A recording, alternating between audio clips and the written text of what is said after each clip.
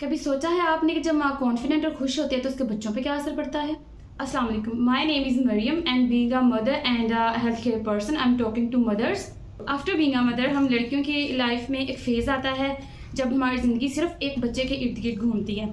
तो अगर जैसे कोई लड़की बहुत प्रोफेशनल एक्टिव थी, शादी से पहले वो एजुकेटेड है, वो कुछ करना चाहती है, क्रिएटिविटी है उसमें, तो वो एक उसका ना माइंड बहुत डिस्टर्ब हो जाता है। लाइक उसके लगता है कि उसकी ज़िंदगी सिर्फ एक बच्चे के अराउंड घूम रही है, उसकी ज़िंदगी का और कोई मकसद नहीं है। जैसा कि मेरे साथ भी ऐसे ही हुआ था और मोस्टली आई थिंक सो हर लड़की के साथ ऐसा होता है।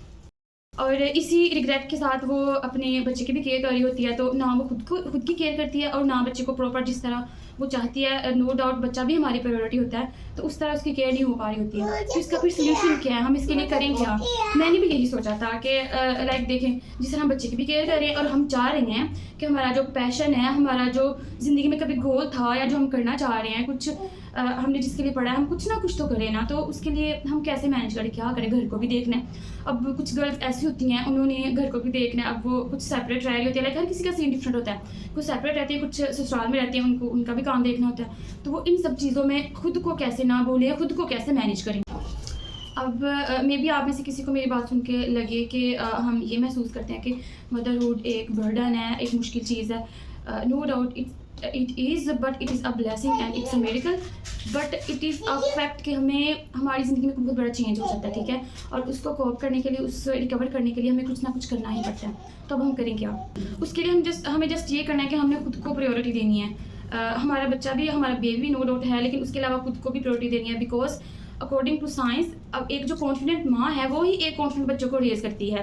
अगर आप खुद अपने घर में दबी दबी रहेंगी, आपका वो कॉन्फिडेंस नहीं है, आप हर चीज़ पे घबरा जाएंगी, आपका डिसीजन मेकिंग पावर नहीं है आप में, तो बच्चे तो जो हमारे बेबीज़ है वो तो हमारी तरफ देख के हम जैसे बनते हैं। वो ये नहीं करते कि हम कहें कि ये करो बेटा, वो करो, तो उसके हिसाब से चलेंगे। नो, वो देखते हैं कि मेरी मदर जैसे है वो वैसे बनते हैं। तो इसलिए हमारा कॉन्फिडेंट होना, हमारा इंडिपेंडेंट होना, हमारी डिसीजन मेकिंग पावर होना, ये सब चीज़ होना बहुत ज़रूरी है। तो ये कैसे आएंगी? इसके लिए सबसे पहले हमें खुद को प्रायोरिटाइज़ करना होगा, हमें अपनी सेल्फ केयर करनी होगी, हमें अपने लिए टाइम निकालना होगा। नो डाउट मैं समझती हूँ माओं के लिए बहुत मुश्किल होता है, उन्हें बच्चा भी देखना, करके काम भी करने हैं, लेकिन हम खुद को प्रायोरिटी देंगे, खुद की केयर करेंगे, तो ही हम ये सब कर पाएंगे। अब मैं आपको पॉइंट्स बताती हूँ कि आपने इस सब के लिए क्या करना है और कैसे मैनेज करना है। सबसे पहले आपने अपनी पर्सनल ग्रोथ के लिए आपने गोल सेट करने हैं, फिर उन पर फोकस करना है और आपने अपनी सेल्फ केयर पे फोकस करना है, ठीक है? अब आप कैसे करेंगे? इस सब के लिए एक चीज़ बहुत ज़रूरी है, वो चीज़ है डिसिप्लिन।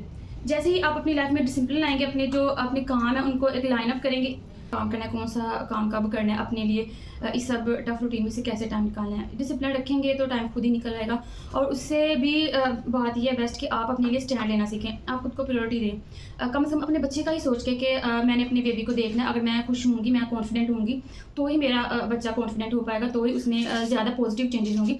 ये सोच के अपने लिए स्टैंड लें, अपने कामों को ऑर्गेनाइज करें। आप सब की तरह मेरे साथ भी यही सिनेरियो था और इसी सिनेरियो से डील करने के लिए मैंने बहुत से ऑप्शन सोचे। लाइक मैंने सोचा कि मैं जॉब करूं, लेकिन मैं फुल टाइम जॉब भी नहीं कर सकती, क्योंकि एज यू ऑल नो कि एक बेबी के साथ काफ़ी टफ होता है, क्योंकि ultimately at the end of day our priority is our baby, right? तो हमारे लिए मुश्किल होता है फुल टाइम जॉब करना, या जब तक हमारे पास फुल टाइम सपोर्ट नहीं होती। उसके बाद वर्क फ्रॉम होम, वो भी मुझे मुश्किल लगा था कि जब तक हमारे पास सपोर्ट नहीं है, क्योंकि बच्चे को हमारी ही ज़रूरत पड़ती है, हम 1-2 घंटे से ज़्यादा नहीं निकाल सकते।